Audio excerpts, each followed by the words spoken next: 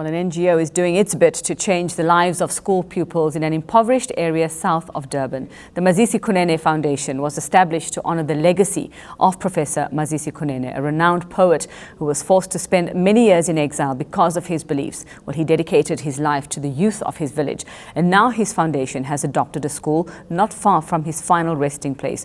Joining me from Durban is the foundation's Mazisi Kunene. Mazisi, good morning, and thank you so much for your time this morning. Tell us about the project, or tell us about the work that you're doing with schools, focusing in particular on the one school where you've had amazing results. Yes, thank you very much. The school that we are doing the work at is a school called KwaHluziNgqondo High School, which is in the south coast of Durban. The Professor Mazisi Kunene Foundation was established in 2006. Professor Kunene being my late father, actually, who was a professor at the University of California in Los Angeles, was in exile from South Africa for over 36 years, wrote over 10,000 handwritten manuscripts, wrote the book Emperor Shaka the Great, which is the key pinnacle book on Emperor Shaka, and was a stalwart in the fight against apartheid and the previous laws in South Africa. So it was really an honor to be able to establish the foundation in the year of his passing and continue his legacy and dedication towards education. We've continued that dedication through the program. We've had several partners involved, including Bidvest Freight and the Airports Company in South Africa. And we've built a library and computer center, about a 4 million rand project. We've also developed newly this year, which is a multi-million rand science lab and computer science lab center, which is also funded by Bidvest Freight. So we've done a lot of work to really get to the fundamentals of education and provide the facilities for young people to grow.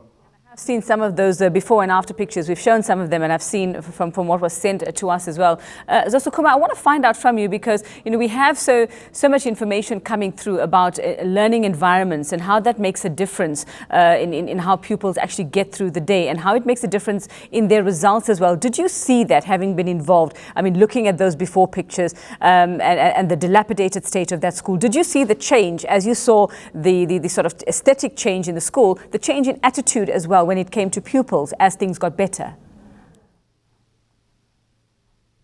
Yeah, absolutely. I mean, you make a really great point. I mean, that's been really fundamental to the basis of our approach to the program, is state-of-the-art facilities in what we previously would call rural areas. We call it the heartland of South Africa, and providing young people in the places, in the communities where they are, with the same type of facilities that you'd find in the bigger cities really inspires young people. And I think our approach has led to not only young people graduating. I mean, the school started off at 33% pass rate. It's now up to 83, 93% pass rate.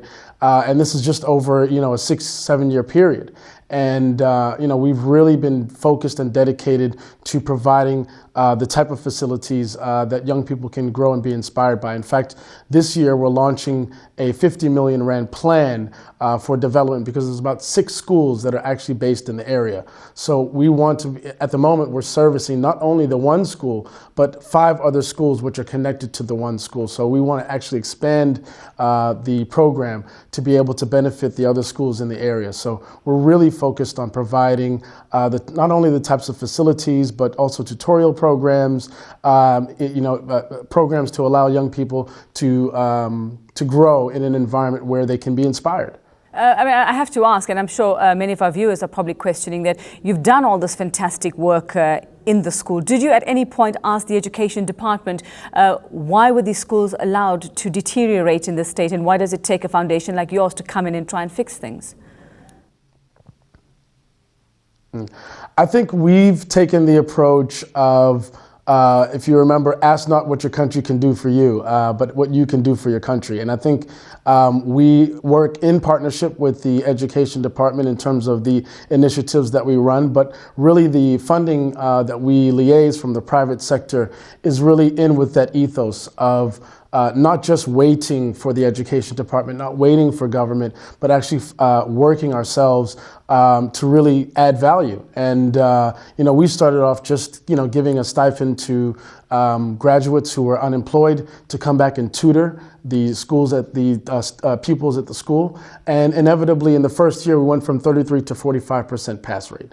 And that's when these funders and sponsors really became interested in the type of program we were running.